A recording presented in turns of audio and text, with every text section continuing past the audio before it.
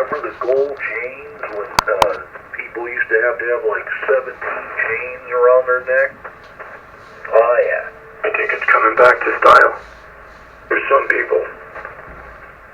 Oh, back in the day, they used to have a Coke spoon on their razor blade. Oh yeah, the razor blade. Don't forget them wearing their wife beater shirt with their chains on. Yeah, they had to have the Dago teeth on there with their chains, and they'd have their like talking to me attitude. We had somebody squawking on the bushes. And it sounds like somebody's having a bowel movement or something.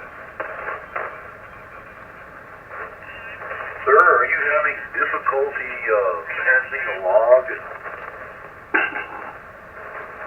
If so, I would recommend X-Lax.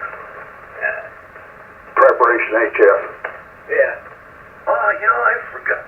Yeah, wait, forget the first recommendation, sir. You need preparation HF, and they're suppositories. I suggest you put about, 15 or 20 of them up there, and your problems will be over. You can't do more than 3, Rich, because you will splatter.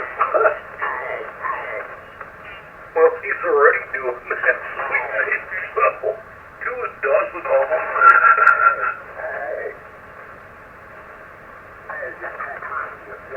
Oh, good grief. He must not think anybody can hear.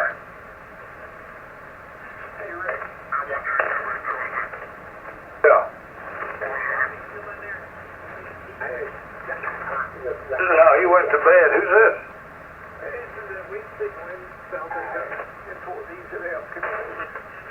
James without his hands. Oh, okay, Bill.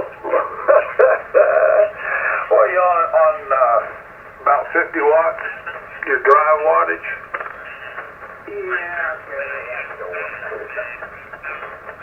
You did not have sex with that woman. That radio. That's right.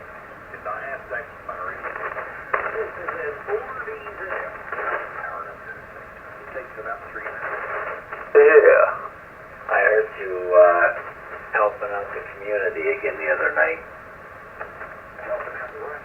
Community. Oh yeah, I was out there last night. We have to block off Big Tree Road, which is a thoroughfare, a lot of traffic. We have the 3 churches, 2 on the Kenilworth, the one up there on the other side of Big Tree. That do that. Night alley it's called Light the Night. I always call it the Night alley gets evil. They set up all the this way, key houses, bounce houses, all sorts of stuff. A lot of fun, a lot of nice people. Had a couple of them trying to run me over. One little girl, I swear, pretty little thing. Got her last night. La-di-da, la-di-da. I'm out there trying to stop her. Traffic had been moving real slow, so I stepped out there and I'm waving my wand. Stand in the lit area there because we got a generator and lights. Hang on. Okay, I'm on. There's power. Anyway, I'm standing there and I step out and hell, she's got to be 10 car lengths away. Start waving my traffic horn. And I'm wearing my traffic vest. And I'm standing in a lit area. And I'm like, stop, stop, stop. And she's only doing maybe 3 miles an hour. She's got her cell phone sitting on the steering wheel. She's looking at her cell phone. And right at the last minute, I pull my whistle out, I start blowing the whistle, and she looks up like, well, what's that noise? And she sees me standing in front of the car, and I just stepped out of the way about time to realize she stopped. I walked over to Smith. Put your phone away and pay attention. There's people all over the streets out here. Yeah, whatever. Right about then, you feel like taking the phone from that person and inserting it about 1.5 feet right dead up her ass. Oh, Yeah. When I was still working for the police department, I come up over the South Causeway Bridge, which is a pretty, it gets up there. It's high enough, that boats can get underneath it, sailboats and whatnot. So it must get up to 80 feet from the water level. And the stoplight on the other side of the bridge is red, and traffic is backed up, but you can't see it when you're coming up the bridge. You hit the apex of the bridge, and here's all these stopped cars. So I stop on the brakes, and I manage to squeeze myself in there without hitting anybody, and I go, whew, and then I think, I better check the rearview mirror, and sure enough, here's this 20-year-old girl driving along, looking down at her phone. Boom! Yeah, that was a good one. And then I go to check, I call out on the radio, hey, got an accident, got a crash, I'm involved, stand by for injuries, and I get my location. I go back and I check on her, and she looks out the window. What happened? I don't even know what happened. I would have told her, if you weren't on your blankety-blank phone, nothing would have happened. I would have walked up and said, OMG, LOL. Yeah. Like, oh my God, what were you doing? For sure. But I was like, on the phone, I just don't understand. These people are they're driving cars around me. Why are they beeping their horns at me? Y'all have a good night. Hey, Rod, have a good one. Yep, you too, man. And for XUS. Hey, Rod. Yeah. Before you go, did I hear you saying one time that you were into genealogy? Oh, yeah, very much so. Well, my mother was the historian for the Mayflower Society in Illinois. Oh, wow. She must have a lot of information. Oh, she passed on back in 92. Oh, wow, man. With the DNA they got nowadays and how they're putting things together, it's incredible. Yeah, I've got written proof of relations all the way back to the Mayflower on both my mother's and my father's side. That's amazing when you start going through those documents and learning your history and then putting the tree together and then verifying it through DNA. It's very rewarding, very. Yeah, back when they did it, there was no DNA. Yeah, I know, but now they can actually do that and they'll basically verify stuff, and they've had to correct a few things. Oh, yeah. My great-grandfather came over from Scotland, so he was the last one to come over in the family. So I could be in the Sons of the American Revolution, the Sons of the Civil War, and right up to World War II. Nobody's been in a war since then. When we were young, we spread as much of our DNA as possible. Amen. How? And he could also be a member of the Sons of the Beaches. What's that, Rick? That's what I was thinking when he said it. Yeah, there's all kinds of genealogy groups out there. You'd be amazed. Well, fellas, I'm hungry. I got in here early. I want to get out early. I'm going to eat me a sandwich in there. Mixed up some classic tuna fish, man, boiled eggs, chopped up onion relish, all kinds of. I got rye bread. I got barbecue Fritos and homemade tea. I'm going to have me a midnight snack. Well, it's good hearing you up here, man. We've been up here on 43 for a long time. We were on 45 for a couple years, and then we moved to 43. So come up more often if you can't sleep. All right, everybody else, without going through the calls. James, I'm sorry to bell, buddy. You just got in, but I've been in here since, I don't even know, 10 o'clock, 10:30. I'm clearing out. 73 doll, KE4SXD. How? Yeah, all right, good morning, good night. We'll see you this evening, maybe. Start coming up here again. And for XUS, you all have a good one. Okay, good night, Rick. You too, Rod. Good night, Mr. Rick. Good night, Mr. Rod. 73 from WR4AB. Okay, Rich. Check. All right, see you later, Rod. KE9JX. And Rick, 73 to you, sir. Yep, good night all. Good night. Tampa, Rick. Hey, there's Dan. Indiana Dan, I'm leaving Dan, high and by. I got a tuna fish sandwich waiting on me. Thanks for waving a hand, Daniel. Okay. All right. Enjoy there. We're just passing through, cooling everything off, and getting ready to unplug myself. All right, well, there's a handful still in here. Y'all pick up Indiana Dan up there. He's probably cold tonight. Okay, I'm clear. He can tune a guitar, but he can't tune a fish. Yeah, it's a little hard getting them strings around. What's going on up there, Dan? Well, just passing through. I'm just on the barefoot radio there, running about 60 watts, and just thought I'd say hello to everybody, and right before I turned it all off. All right, man. Well, good to hear you. There's still a handful in here. It's good to hear you stomping in there. You're sounding good, even with 60 watts. Let me send you over to James over there, and I think he's in South Daytona. James, are you here in Indiana, Dan? Yes, sir. Good evening, Mr. Dan. Good to hear you, sir. And hope you're staying warm. I'm guessing it's rather cool up where you're at. Getting ready to shut it down and Never mind. maybe take a little nap. Good morning, Dan from South W4SAL. How you doing? Oh my goodness, Al, where you been at?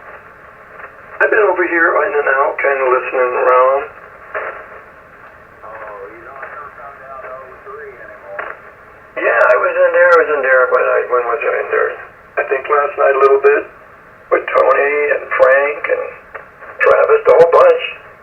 Right down the hall, James. But I must have missed you, Dan. I only usually get on the lake because I got to feed the dogs and do all my chores there, get everything ready for tomorrow or the next day, whatever the case may be. So I don't get on till about 9:30, something like that. Oh, okay. Well, next time I'll listen if I hear you in there, and definitely I'll get in there and say hey. Oh, okay. You stopping me okay on Ragchew On? Yeah, and I got you about an S8, a solid S8. You must have a low noise floor down there then. I got a little bit of noise up on this end, but you're coming through good. I got my RF gain pulled back to about, actually an 8, and you're right up on top of it, so, yeah, it's working pretty good. For barefoot. Yeah, you're about a 20 over up here, and if your audio still sounds good, I guess you're not screwing around with your mic. That's hard not to do, screw around with the mic. But I'm not. It's pretty much stationary right now.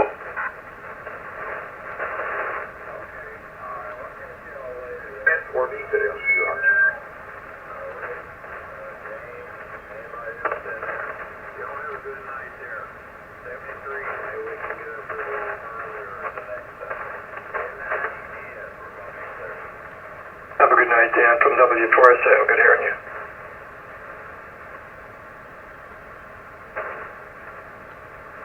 Still there, James? Yeah, I'm still here. I think James pulled the plug.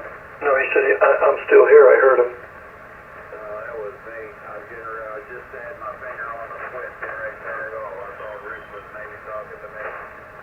Oh, okay. Are you talking to me? Have a good one, Dan. It's good to hear you. No, I was calling James over here in Daytona. Or South Daytona. Alright, get together later. N9EBS. Night, Dan. Again, good night, Dan. Skip had to go, I think, tap a kidney.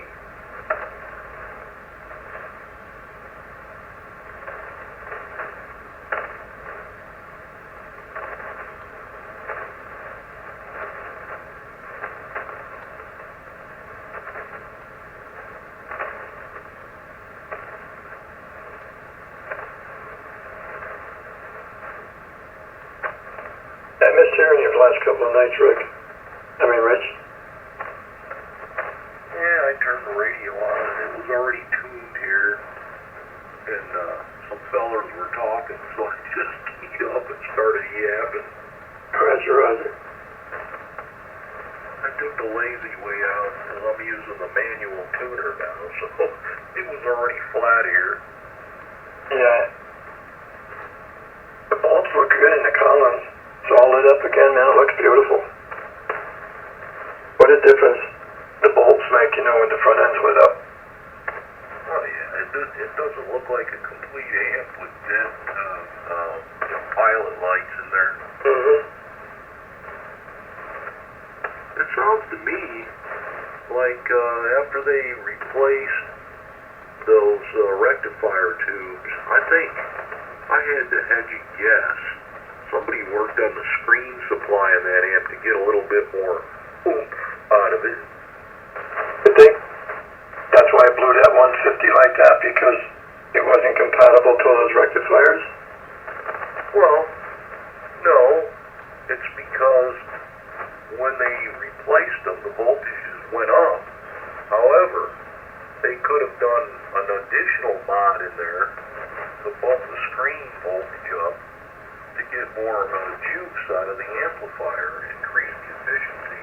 But, you know, you replaced or tried to replace the capacitor with the original value, and somebody had modified it, so that's why the cap blew, because it had more than 150 volts on it. Yeah, because I said to Donna, what the heck did you do? You ordered me the wrong part. No, I went in the book. Here it is, right in the book.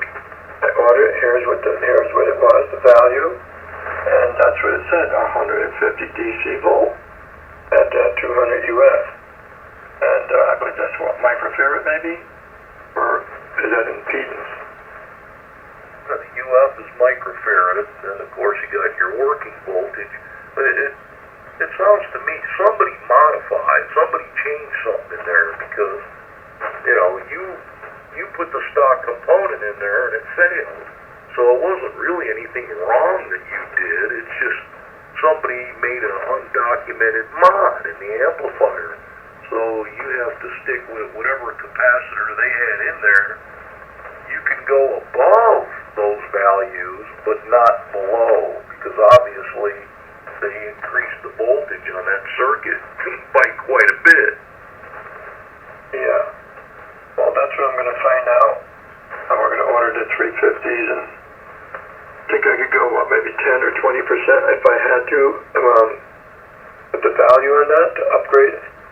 Well, obviously that's what they did do. They must have upgraded, and that's why, you know, Rich, it actually load up in that little bit. Remember I used to tell you about it had a hum in it? Well, the hum was gone when I put it into high mode. The hum was gone. I said, all right. And so I loaded up. I started with 20 watts, and it loaded up pretty good. It went up to almost 800 watts. No, I don't know, about 700 watts. I said, all right, and I put it up to about 25. And I hit it again and loaded. Wow. Oh, Christ, what the hell was that? And then I opened the bottom piece. I could smell it. And I looked in there, of course, I unplugged it. Make sure it was neutralized. And I touched that cap. Wow, it was hot. Oh, okay. I took it out. And I looked at it, and I looked at the original that I took out of there. And I said, wow, this is 350. What the hell is this that you ordered? It's only 150 volts.